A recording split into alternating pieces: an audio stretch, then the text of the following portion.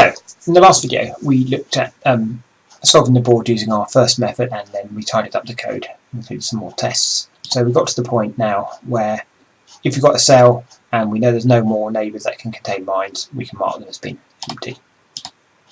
So the next step is when we have a cell and it's got some mines left to find around it, but we've got the same number of empty squares. So in this example we've still got one mine to find and we've got one empty square, therefore we know it's going to be a mine. So we're going to call this method 2, and as before we're going to start off with a simple test. And we're going to have to refactor these tests in the future anyway, so I think we just start off with something that's quite straightforward, which is really we're going to copy a lot of the code from our first set of tests.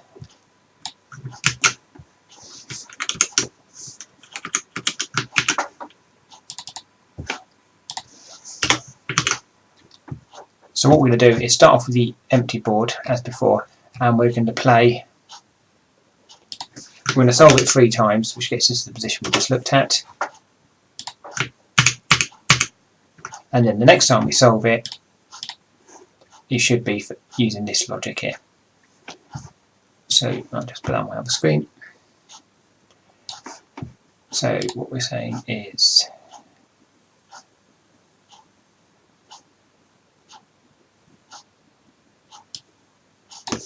always must all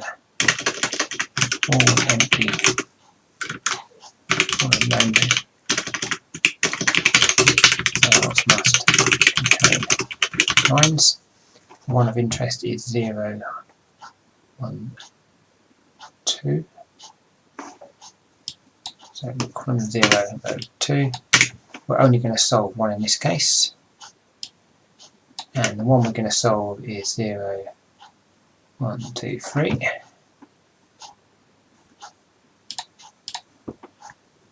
So column 0, 3.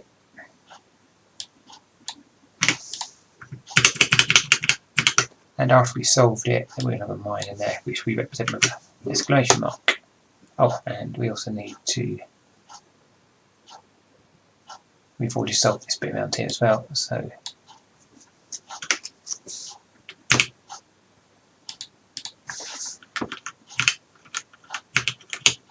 Oops.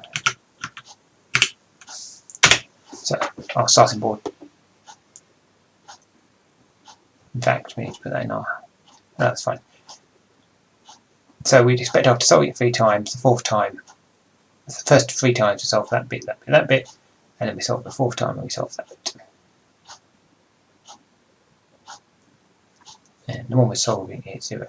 So that all looks good. So if we run that test now, we'd expect it to fail because we haven't implemented the second method. Test class to public, and we can run that.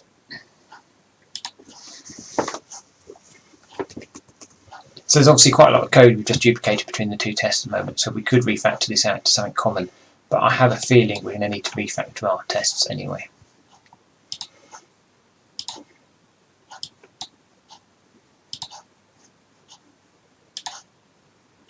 Okay, so that's actually failed as we expect, because we said when we can't solve the game anymore at the moment, we return a null result, so we get a null object reference.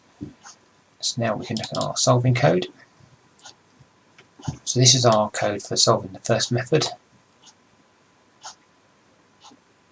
I think we should refactor that into its own method if we can.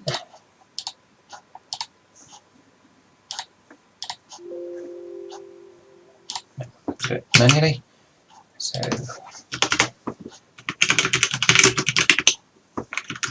we'll just call it method 1 just to be consistent. And we get to the end.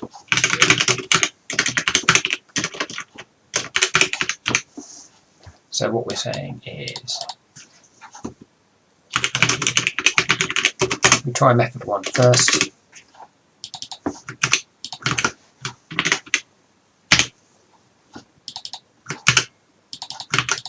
If method 1 doesn't solve anything,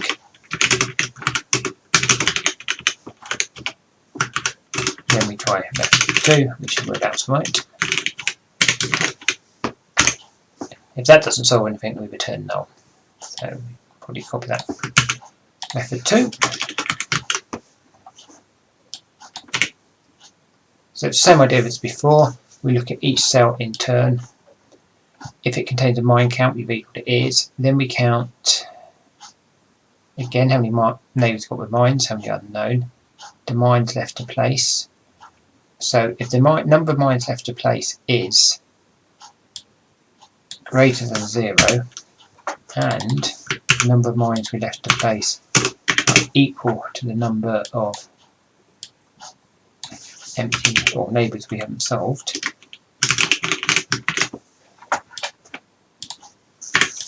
the number of mines left to place is so that stops us doing the same thing time and time again. And the ones we've got to place, all our neighbours have to have that mine. That's fine. So it means all those neighbours now become mines.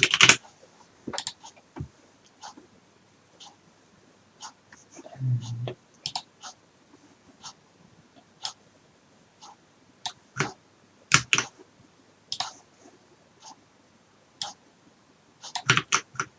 right, I think that might do it. Let's give that a try.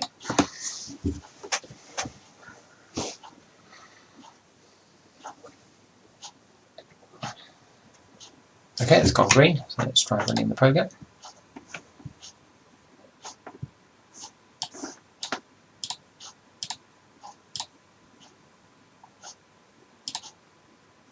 Okay, so it's correctly found that.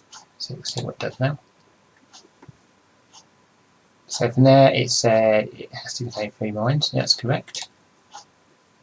Okay, so now we can use method 1 again, because that cell can only have 2 mines as neighbours, and it's already found those. Again, this cell can only have 2 mines as neighbours, so that one can't be a mine. That must be a mine because that one has to have 3 cells. 1, 2, 3. 1, 2, 3. So one. So there's a neighbour. Yep.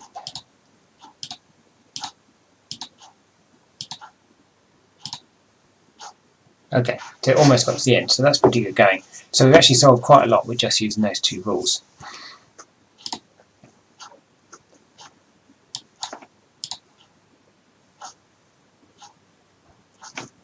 So the next technique we're going to have to code up is we're going to have to do some sort of look ahead. So we're going to try making a move.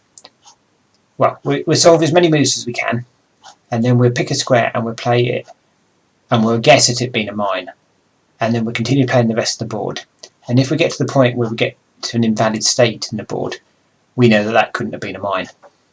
And then we can mark it as an empty cell. And likewise, we can do it the other way around. We can try it with an empty cell to begin with, play the board forward. If it gets an invalid state, we know it must have contained a mine.